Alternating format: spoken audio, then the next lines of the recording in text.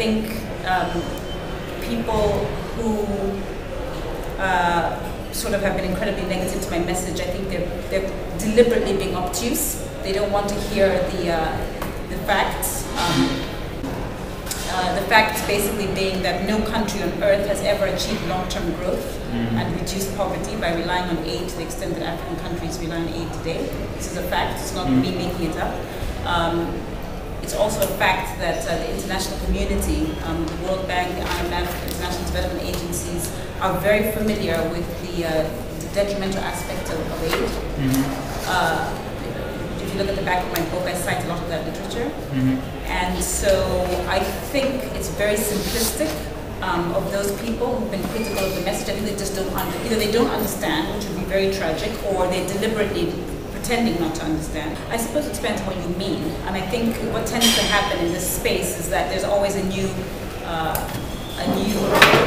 buzzword.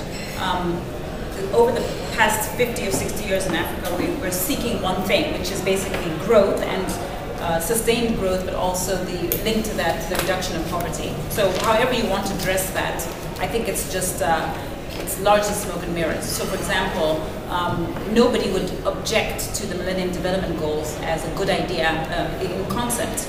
But I don't think there are policymakers who did not know that before we put the Millennium Development Goals on paper. We already knew that we're trying to reduce poverty, we want more kids to go to school, we want to put a dent in healthcare costs and the fact that many people don't have access to healthcare.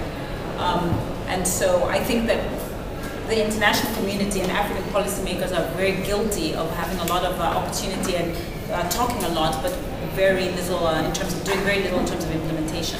So I mean, I don't know what that means in defining development. I mean, I have no understanding of what that specifically means, but I'm assuming we've all been doing the same thing for the past 60 years, which is trying to get higher growth in Africa and reduction in poverty. So if that means something different, I'm very open to hear what that means. I don't know what that means. We have to begin to, you know, if I can pick up on a word that Dembisa used about 4 times already, and that is growth. Part of what we need to do is begin to question the quality of growth, because basically we have a growth model that does not work for the majority of the people in the world. What we have in the world today is what you could call jobless growth and growth without equity. In fact, the growth that we've had, particularly since the fall of the Berlin Wall, where we've had a surge of neoliberalism, we have seen actually in virtually every single country in the world, the gap between the rich and poor growing at an astronomical rate, and also the gap between rich and poor countries growing quite fundamentally. So when we talk about right now redefining development, we have to basically almost say there are no holy cows, and in that case, in that sense, I think Dembisa's book is helpful in the sense that it makes a provocative statement. While I disagree with the conclusion of it, some of the observations are obviously helpful.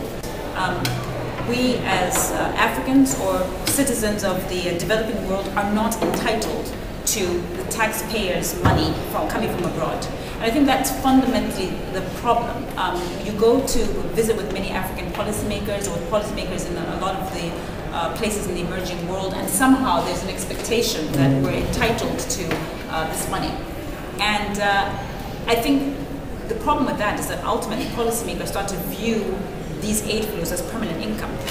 The Marshall Plan succeeded to the extent that there was a clear, sharp, short intervention.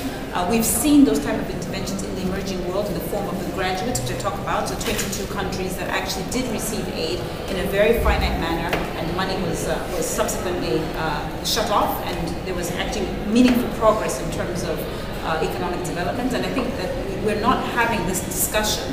People are very happy to go to the G20 and G8 meetings and ask for more money, forgetting that not only are we not entitled, but Western countries themselves have their own problems. They have aging populations, which are invariably going to lead to social costs in terms of pension funds that are unfunded, as we know. The United States has a 10% unemployment rate.